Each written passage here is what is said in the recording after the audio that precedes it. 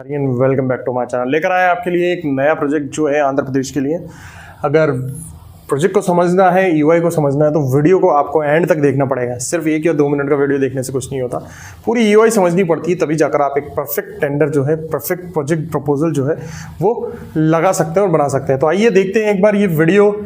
इसमें हम आपको बताएंगे कि आंध्र प्रदेश में DDU-GKY का प्रोजेक्ट निकला हुआ है और उन्होंने क्या क्या मांगा हुआ है, कब लास्ट डेट है, कब से टेंडर लगाना चालू हो चुके हैं। लेकिन वीडियो चालू करने से पहले प्लीज़ हमारे चैनल को सब्सक्राइब कीजिए, बेल आइकन का बटन दबाइए, जिससे आपको आने वाले सारे लेटेस्ट नोटिफिकेशन मिलते रहें। और अगर अभी तक आपने हमारा व्हाट्सएप चैनल सब्सक्राइब नहीं किया है तो ये सबसे बड़ी गलती कर रहे हैं, क्योंकि ये नोटिफिकेशन जो है व्हाट्सएप चैनल पर सबसे पहले ऑलरेडी आ चुका है जिस दिन ये रिलीज हुआ है। तो आज ही हमारे व्हाट्सएप चैनल को सब्सक्राइब करें, लिंक उसका हमने डिस्क्रिप्शन में डाल दिया है। तो आइए वीडियो चालू करते हैं। देखते हैं यहां पर जो आपको दिख रहा है, society for employment generation and enterprise development in Andhra Pradesh. जो एजेंसी है, स्किल डेवलपमेंट एजेंसी, उसका नाम क्या है यहाँ पर? SEEDAP, यानी society for employment generation and enterprise development in Andhra Pradesh. इसको department of skill development and training, government of Andhra Pradesh ने लॉन्च किया है ये वाला प्रोजेक्ट। देख लेते हैं। RFP या EOI, रिक्वेस्ट फॉर प्रपोजल, या फिर एक्सप्रेशन ऑफ इंटरेस्ट, दोनों एक ही बात है। इसका यहाँ पर नाम है project implementation agency under DDU-GKY 2.0 programme including captive employment in Andhra Pradesh. Captive word का मतलब मैं आपको पहले ही समझा चुका हूँ। कैप्टिव प्लेसमेंट का मतलब होता है कि आप ट्रेनिंग कराएं और आप ही बच्चों को नौकरी पर लगाएं, यानी जितने भी प्लेसमेंट आपको देने हैं वो आपको खुद की कंपनी में ही लगाना है। तो इसका मतलब होता है कैप्टिव एम्प्लॉयमेंट, यानी कि ये जो प्रोजेक्ट है, ये आने वाली चीज़ों में हमें पता चलेगा कि कितना कैप्टिव है, कितना अदर आप प्लेसमेंट कर सकते हैं। लेकिन जैसे कि एक्सप्रेशन ऑफ इंटरेस्ट में दिया हुआ है, यहाँ पर साफ लिखा हुआ है कि कैप्टिव एम्प्लॉयमेंट के लिए ये EOI है। कैप्टिव एम्प्लॉयमेंट मतलब जितने भी बच्चे आप ट्रेन करेंगे उतने बच्चे आपको खुद की कंपनी में ही लगाने पड़ेंगे, यानी उनको खुद की कंपनी में ही जॉब देनी पड़ेगी। तो आगे हम देखते हैं इसमें क्या क्या चीज़ें हैं, कुछ देख लेते हैं। ये डिस्क्लेमर आप लोगों को पढ़ लेना चाहिए अच्छे से। ये टेबल ऑफ कंटेंट्स भी आप लोगों को अच्छे से पढ़ लेना चाहिए। ये है हमारे लिए की event details.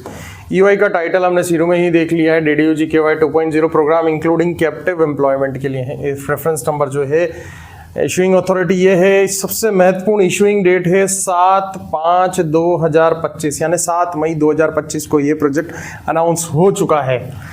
EOI can be downloaded from, EOI कहाँ से डाउनलोड करना है भाई? ये EOI जो है ये यहाँ से डाउनलोड करना है। ये दिया हुआ है CDAP.AP.gov.in, ये वेबसाइट दी हुई है। इसके अलावा कुछ और नेसेसरी जो इंपॉर्टेंट चीज़ें हैं वो ये देख सकते हैं हम। ये वाला ब्लॉक जो है नेसेसरी है बिल्कुल। इस ब्लॉक में बताया हुआ है कि 25,000 रुपये की जो है non refundable initial screening fees जो है वो आपको जमा करानी है। यानी आपको प्रोजेक्ट मिले या नहीं मिले, 25,000 रुपये आपको इसमें लगाने हैं।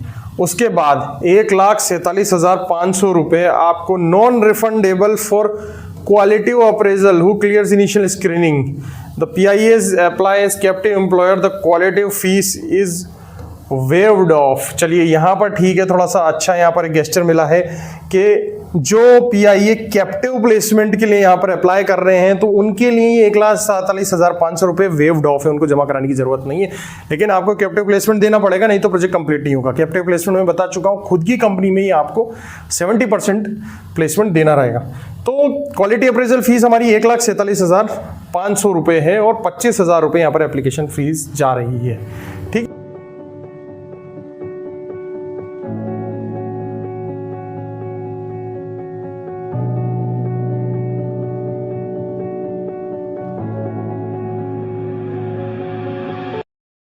कुछ और भी चीजें हैं यहाँ पर।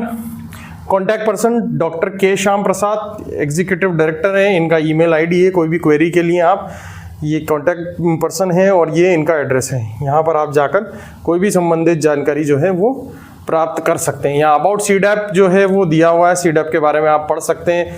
अबाउट एक्सप्रेशन ऑफ इंटरेस्ट के बारे में पढ़ सकते हैं कि एक्सप्रेशन ऑफ इंटरेस्ट में PIA को जो है मिनिमम 70% प्लेसमेंट, क्योंकि प्लेसमेंट लिंक होता है, 70% placement link skill development training जो है वो करवानी पड़ेगी आपको।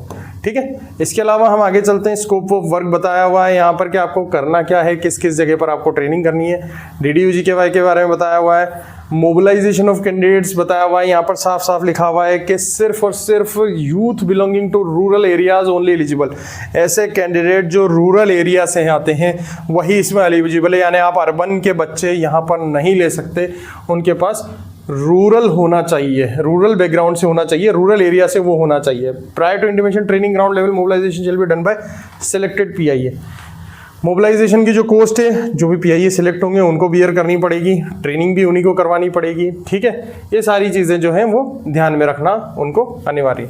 ट्रेनिंग सेंटर रेडीनेस क्या है उनके पास देख लेते हैं हम। रेजिडेंशियल या नॉन रेजिडेंशियल दोनों चला सकते हैं। डेडिकेटेड ट्रेनिंग सेंटर उनके पास होना चाहिए। ट्रेनिंग सेंटर के इंफ्रास्ट्रक्चर लैंड एंड वेन्यू या तो ओन्ड होना चाहिए या फिर रेंटेड होना चाहिए, ठीक है। तो इस तरीके की ये थोड़ी बहुत जो एलिजिबिलिटीज़ हैं वो यहाँ पर इसमें लिखी हुई है। डिप्लॉयमेंट ऑफ ट्रेनर्स हमें लगाने होते हैं, उनकी टीओटी भी हमें करवानी पड़ती है। ट्रेनिंग इम्प्लीमेंटेशन किस तरीके से होती है वो भी यहाँ पर है। ये मेजरली जो होता है वो आपको लिखा हुआ है, NSQF बेस्ड जो है लाइन कोर्सेज की ही ट्रेनिंग इसमें होती है, ठीक है। अटेंडेंस का बताया गया है यहाँ पर कि एबीएस सिस्टम आपको जो है वो इंस्टॉल करना पड़ता है। CCTV कैमरा जो होता है वो IP इनेबल्ड कैमराज ही इसी में चलते हैं। वैसे अभी मतलब जितने भी स्किल डेवलपमेंट के प्रोजेक्ट आ रहे हैं तो उसमें IP इनेबल्ड कैमराज को जो है वो कर दिया गया है एलिजिबल। स्टोरेज का बोला है, कंप्यूटर रिकॉर्डिंग जो होती है पूरी की पूरे प्रोजेक्ट की वो एक हार्ड डिस्क में बांध करके इनको देनी रहती है, जितनी भी CCTV फुटेज होती है। इसके अलावा हम देखते हैं OJT करवाना ज़रूरी है। असेसमेंट एंड सर्टिफिकेशन जो भी SSC से है या NCVT से है वो करवाना ज़रूरी है। प्लेसमेंट का यहाँ पर 70% आपको करवाना है, जिसमें से आप with A cap out of 70% 15 years shall be veg employment and maximum 20% shall be self employment, यानी 70% में से 50% तो आपको कम से कम वेज एम्प्लॉयमेंट करना ज़रूरी है और 20% जो है वो सेल्फ एम्प्लॉयमेंट आप शो कर सकते हैं। टोटल मिलाकर 70% जो है आप यहाँ पर प्लेसमेंट आपको शो करना अनिवार्य है।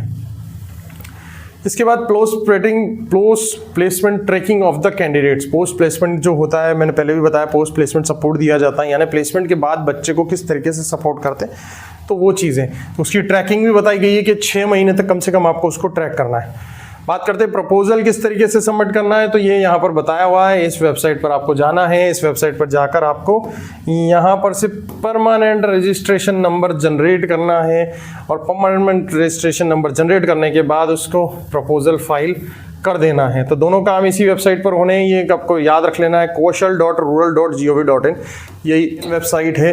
देखिए किसी भी राज्य से आप लोग ये वीडियो देख रहे हैं, चाहे राजस्थान से हो, चाहे मध्य प्रदेश से हो, चाहे गुजरात से हो, चाहे आंध्र प्रदेश से हो, यही एक इकलौती वेबसाइट है kaushal.rural.gov.in। यहीं से DDU-GKY का जो प्रोजेक्ट है वो फाइल होना है।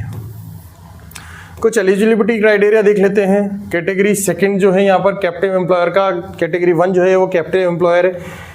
कैटेगरी 2 है जिन्होंने पहले DDU-GKY काम कर चुके हैं और 50% प्लेसमेंट कराया है। कैटेगरी 3 है जिन्होंने पास कोई भी DDU-GKY का एक्सपीरियंस नहीं है। और कैटेगरी 4 हम यहाँ देख लेते हैं जो स्टार्टअप्स होते हैं। 4 कैटेगरी इन्होंने बताई है, आपको किस कैटेगरी में अप्लाई करना है वो आप अच्छी तरीके से समझ चुके हैं।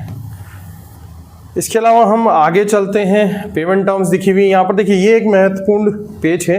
पेमेंट का हम देख लेते हैं यहाँ पर। First instalment, second instalment, third instalment, fourth instalment. 30% आपको तब मिलेगा जब आप बैच फ्रीज कर देंगे, यानी कि मोबिलाइजेशन कर दिया आपने, मोबिलाइजेशन करने के बाद बैच ऐड कर दिया, चालू कर दिया, अटेंडेंस जाने लग गई, यानी बैच फ्रीज हो गया, 30% मिल जाएगा। हाफ ट्रेनिंग यानी आधी ट्रेनिंग करवा दी आपने, 20% मिल जाएगा। ट्रेनिंग असेसमेंट कर दिया आपने, appointment letters to 70% of that candidates, 70% place कर दी, 20% मिल जाएगा। 100% physical placement verification of placement given a minimum period of 6 month, यानी आपने 6 महीने की ट्रेनिंग कर दी तो आपको रिमेनिंग 30% भी मिल जाएगा। तो इस तरीके से आपको इस पूरा जो भी प्रोजेक्ट कोस्ट है वो 4 भागों में आपको मिल जाएगा, अगर आप ये सारी चीज़ें पूरी कर देते हैं तो।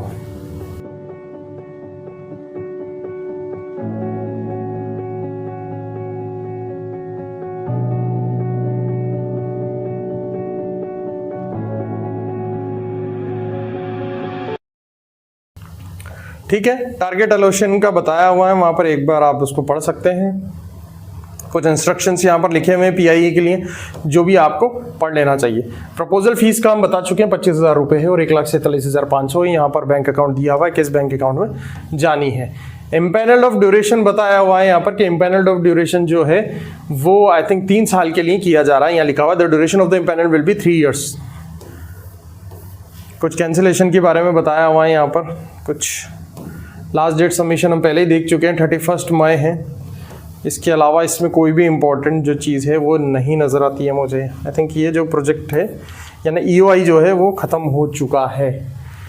तो ये पूरा हम CDAP नाम से जो है आंध्र प्रदेश में जो ऑर्गेनाइजेशन है गवर्नमेंट की, वो DDU-GKY 2.0 को ऑर्गेनाइज कर रही है। और अगर आप लोग भी एलिजिबल हैं, आप लोगों के पास भी संस्थान है, इंफ्रास्ट्रक्चर है और पोटेंशियल है, तो DDU-GKY को फाइल आपको ज़रूर करना चाहिए। किसी भी तरीके की अगर आपको हेल्प की ज़रूरत है PRN रजिस्ट्रेशन या DDU-GKY की प्रोजेक्ट फाइलिंग के लिए, तो आप हमारे दिए गए 8104134383 नंबर पर संपर्क कर सकते हैं। मैं या मेरे प्रतिनिधि आपको कॉल या मैसेज के द्वारा संपर्क करेंगे। तो ये था आज का एक हमारा वीडियो जिसमें हमने आपको बताया DDU-GKY 2.0 आंध्र प्रदेश में भी आ चुका है। और इसी तरीके से अलग अलग जो जगह हैं जैसे हरियाणा हो गया, बिहार हो गया, इनमें भी ऑलरेडी लॉन्च हो चुका है। राजस्थान का भी हम वीडियो बना चुके हैं और आज हमने आंध्र प्रदेश का वीडियो बनाया है। Till then thank you so much guys for watching my channel. अगर अभी तक आपने हमारा चैनल को सब्सक्राइब नहीं किया है तो जल्द से जल्द सब्सक्राइब कर लें, क्योंकि आने वाले लेटेस्ट नोटिफिकेशन का वीडियोस आपको बेल आइकन बटन दबाने पर ही मिल सकता है। व्हाट्सएप चैनल को जरूर सब्सक्राइब कर लीजिए, क्योंकि छोटी छोटी जानकारी हम बार बार बड़े वीडियो नहीं बना सकते, इसलिए